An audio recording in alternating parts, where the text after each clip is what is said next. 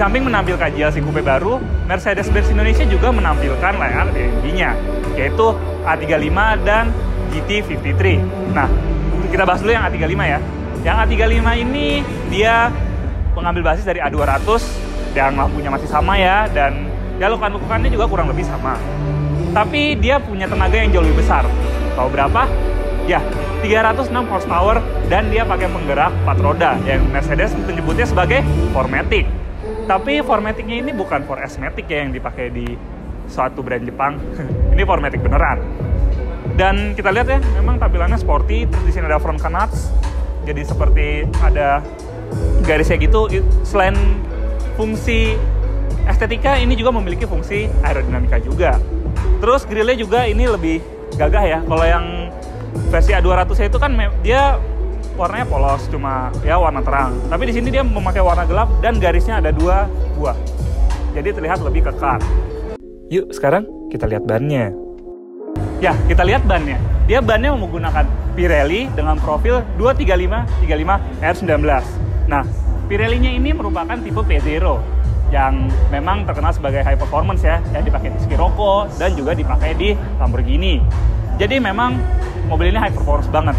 Di samping itu dia sudah menggunakan cakram 4 roda dan cakramnya ini udah pakai ventilated disc. Jadi sistem pengeremannya itu jauh lebih advance dibandingkan dengan A200 ya. Karena memang kebutuhan untuk pengeremannya itu memang lebih besar ya. Karena secara mesinnya pun juga tenaganya jauh lebih besar. Ya, dari samping memang secara keseluruhan hampir sama dengan A200 yang menjadi basisnya. Cuma dia memang memiliki ground clearance yang lebih rendah karena ada side skirt yang lebih rendah juga. Dan spionnya juga berwarna hitam. Kalau yang A200 kan sewarna bodi ya, kalau ini berwarna hitam. Dan ya dari samping itu aja sih. Ya, kita lihat belakangnya, ya sekali lagi memang tidak terlalu banyak perbedaan. Tapi perbedaan yang paling kentara adalah penggunaan rear wing yang jauh lebih besar ya. Kalau yang di A200 kan memang belakangnya dibiarkan gundul. Tapi kalau di sini dia dipasang rear wing yang cukup besar ya. Ini untuk menunjang aerodinamika mobil ini, jadi dia akan lebih stabil di kecepatan tinggi dan belakangnya nggak istilahnya gampangnya kalau belakangnya jadi nggak lari-lari ya. Terus ada emblem AMG di sini dan juga ada emblem A35. Nah kalau yang A200 kan emblemnya sebelah kiri. Nah kalau di sini di sebelah kanan karena berhubung ada emblem AMG-nya ya. Emblem mahal ya. Terus di belakangnya juga ada sensor parkir ya, yang di sampingnya juga ada sensor untuk menunjang fungsi dari auto parkingnya. Ya. Memang sayangnya tidak terlalu banyak pembeda di sini ya. Beda dengan GT53 yang di sana, itu belakangnya nyentek banget. Oh iya, satu lagi perbedaannya adalah mufflernya ini 2 dan penggunaannya jauh lebih besar, ya maksudnya ukurannya jauh lebih besar dan rear diffusernya nih. Mungkin kalau di dalam ruangan seperti ini nggak terlalu kelihatan ya. Cuma kalau misalnya kalian lihat ini di jalanan dan mungkin jarak 1 mobil 2 mobil dari mobil ini, itu akan sangat terlihat ganteng. Nah, selesai membahas eksteriornya, yuk sekarang kita lihat interiornya. Tapi kayak biasa ya, sebelum bahas interior ya, jangan lupa like video ini, subscribe ke YouTube channel CVT Indonesia dan main-main juga ke Instagram kita ya di @cvt.indonesia. Di situ ada behind the scenes syuting kita dan juga informasi terkini mengenai dunia otomotif terutama di Indonesia. Yuk, sekarang kita lihat interiornya. Ya, sekarang masuk ke tengah, ya memang kalau di tengah ini memang kurang nyaman ya untuk badan gue yang tingginya di atas rata-rata orang Indonesia. Tinggi gue 142 cm dan ini legroomnya cuma ada 2 jari, tapi footroomnya cukup oke ya. Terus headroomnya juga cukup lah, surprisingly cukup ya, karena memang dari luar ini mobil terlihat sangat kecil. Terus di belakang ini nggak ada hand grip, mobil 1M nggak ada hand grip. Kalah dong sama lo MPV. Tapi memang fungsi mobil ini untuk memuaskan pengemudinya, bukan untuk memuaskan penumpangnya. Terus yang di belakang ini yang beda dari A200 yang waktu dulu pernah gue review, itu ini penggunaan jok dengan aksen-aksen jahitan-jahitan merah dan yang pasti jahitannya asli ya. Jadi menambah kesan sporty. Jok tengahnya juga sudah isofix seperti A200 dan nih seatbeltnya sudah menggunakan warna merah. Dan ini warnanya cuma ada merah aja ya, nggak kayak waktu itu Kona yang gue waktu itu review kalau misalnya dia warna hijau, seatbeltnya hijau, warna merah, seatbeltnya merah. Jadi cuma ada satu pilihan aja. Terus di sini juga kaca belakangnya udah auto ya, dan ada seperti tweeter kecil di sini untuk menambah entertainmentnya. Terus satu lagi yang gue highlight adalah nih, penggunaan sunroof itu tanggung banget ya. Kenapa nggak diterusin aja sampai belakang? Jadi supaya penumpang belakangnya lebih terpuaskan menaik mobil ini. Apalagi kalau di perkotaan ya, melihat lampu-lampu gitu kan, ya beb, gitu kan. Kalau pakai mobil ini kurang ya, sayang banget. Padahal kalau ditambah ke belakang itu lebih oke lagi. Yuk, sekarang kita lihat depannya.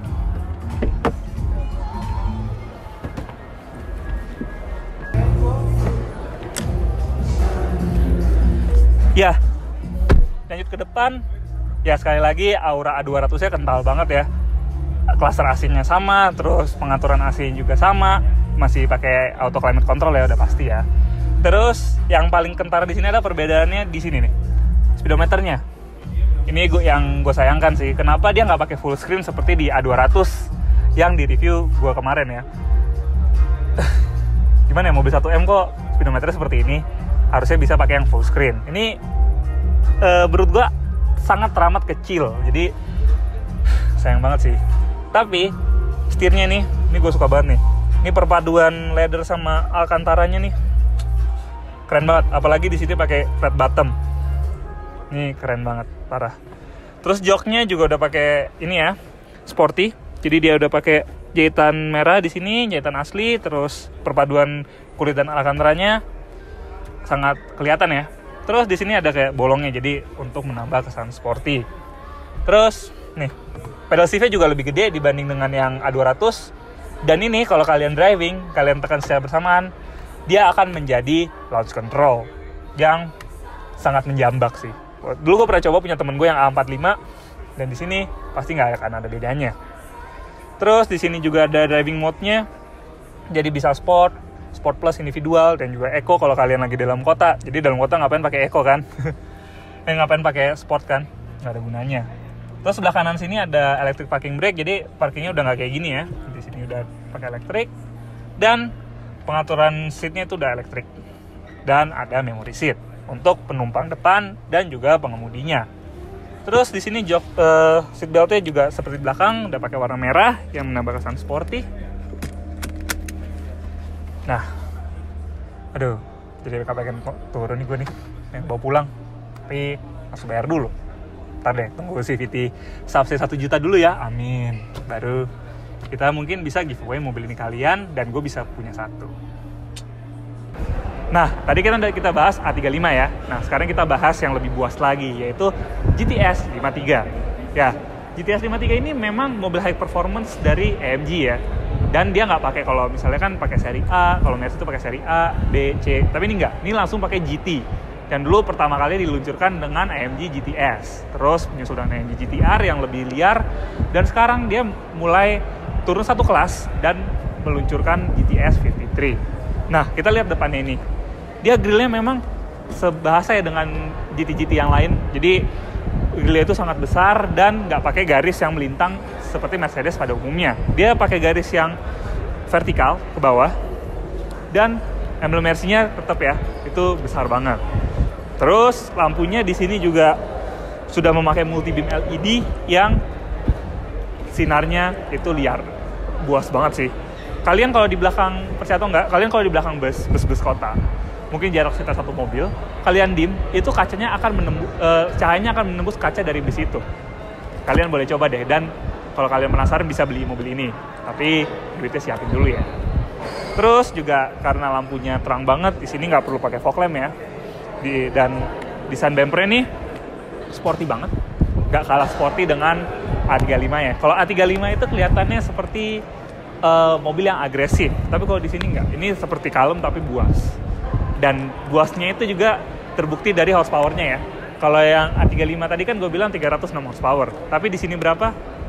Ya, 435 horsepower. Dia memakai mesin 3000 cc inline 6 yang jauh lebih besar dari A35 yang cuma 2000 cc 4 silinder. Nah, setelah bahas depannya, yuk sekarang kita lihat sampingnya. Pertamanya bagian bannya. Ya, lanjut ke bagian bannya. Dia memakai ban Michelin Pilot Sport dengan profil 265/40 ZR20 untuk yang depan. Dan untuk belakangnya, dia memakai profil 295/35 ZR20. Jadi yang bagian belakangnya itu jauh lebih lebar ya dibanding yang depan.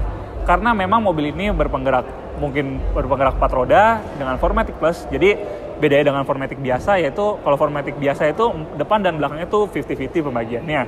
Tapi kalau yang 4MATIC Plus ini dia bisa menyesuaikan tergantung traksi yang ada di roda. Jadi kalau yang depan itu mungkin bisa 50-50, mungkin bisa berat di depannya juga, tapi perbedaannya nggak akan jauh karena since ini bagi penggerak belakang, dia bisanya maksimal tuh 80-20. Jadi akan sangat berat di belakang, tergantung traksi dari bannya. Yuk, sekarang kita lihat sampingnya. Lanjut ke samping, ya. Gue nggak perlu ngomong apa-apa lagi sih. Lekukannya tuh bener-bener seksi banget. Gila. Terus di belakangnya ini, itu ada seperti tonjolan sedikit yang menambah kesan wide body dari mobil ini. Gila. Seksi banget. Terus bentuk spionnya juga oke banget. Jadi di samping estetika itu juga ada fungsi aerodinamikanya juga ya. Dan gue kehabisan kata-kata sih lihat sampingnya. Dan katanya belakangnya juga nggak kalah seksi. Yuk, sekarang kita lihat. Ya, jadi ke bagian belakang mereka bener. Belakangnya seksi banget sih. Lampunya dengan LED barnya ini, ya dia nggak, jujur gue kurang suka dengan desain belakangnya yang lampu-lampu besar yang Mercy sekarang ya. Itu jadi seragam dan kurang seksi menurut gue. Tapi di sini oke banget. Terus rear wing-nya ini juga active rear wing ya. Jadi kalau misalnya dari kecepatan tertentu, mungkin udah kecepatan tinggi ya di atas 150 km per jam atau 160-an, dia akan masuk. Tapi kalau kalian ngerem dari kecepatan segitu, dia akan naik dan kemiringan dari rear wing-nya itu akan lebih miring ke depan. Jadi pengeremannya akan dibantu dengan rear wing yang lebih mengenerate drag.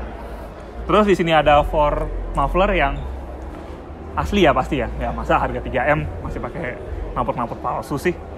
Ya, terus ada sensor-sensor juga. Dan di sini ada mata-mata kucing yang sebenarnya tidak menambah estetika, cuma kalau ini nggak ada, mobil ini kerasa kayak ada yang kurang gitu sih. Oke, itu aja dari belakang. Interior mobil ini sangat unik. Apa yang unik?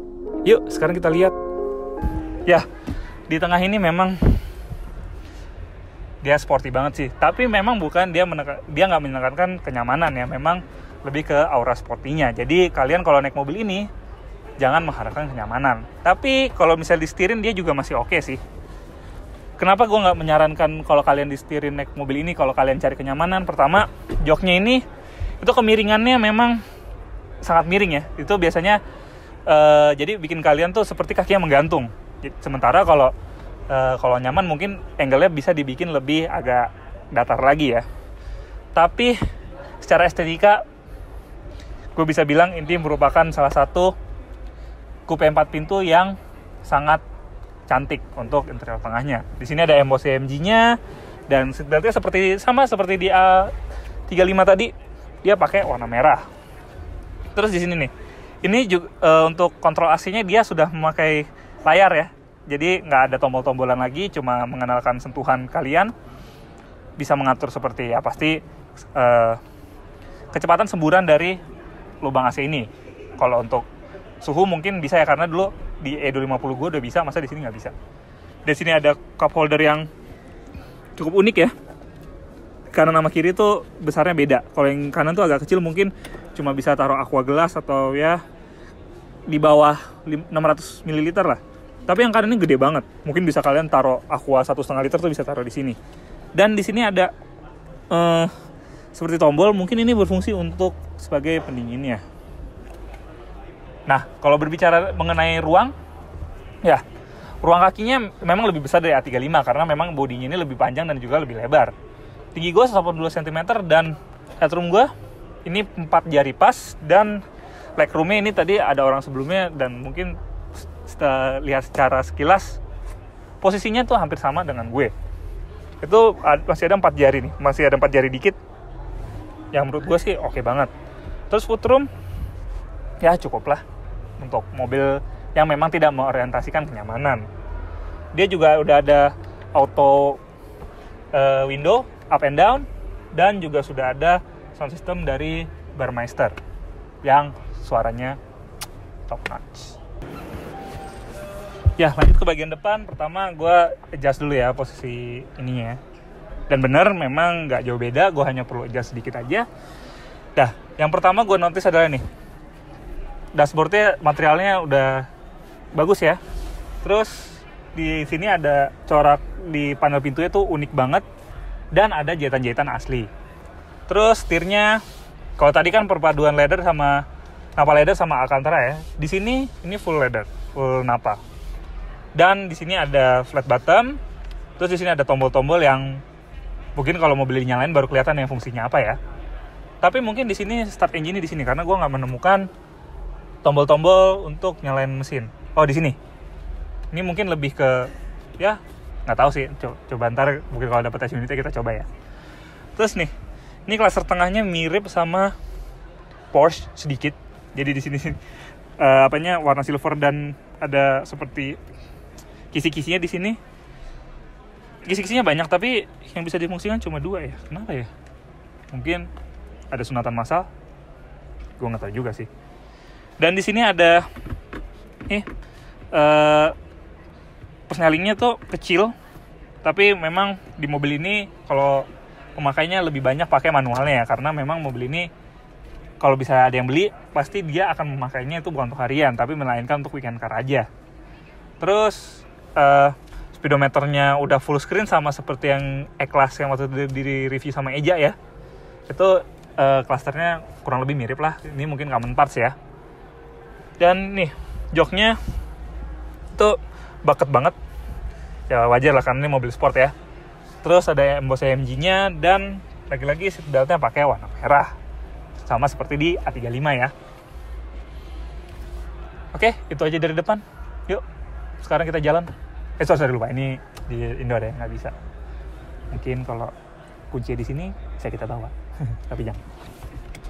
Ya, bisa disimpulkan dengan memajang 2 model ini, Mercedes-Benz Indonesia masih serius menggarap divisi high performance mereka yaitu AMG. Jadi mereka nggak hanya jualan juga, tapi juga mendemonstrasikan kualitas dari produk mereka, terutama di high performance. Oke, sekian dari Gogo Pas Tobing, dan sampai jumpa di review berikutnya.